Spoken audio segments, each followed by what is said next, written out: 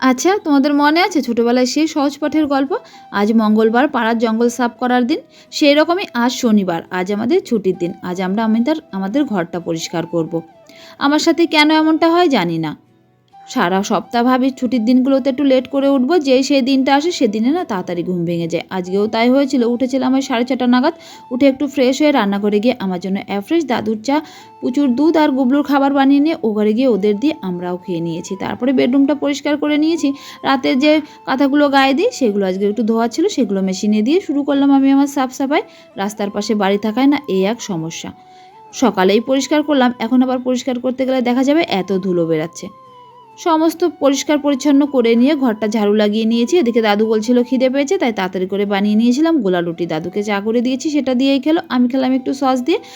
দুপুরে আজকে তেমন কোনো ঝামেলা ছিল না, করে নিয়েছিলাম একটু পান্তা ভাত, সাথে ছিল আলু চোখা, অমলেট আর ডালের বড়া। তোমাদের কার কার পছন্দ?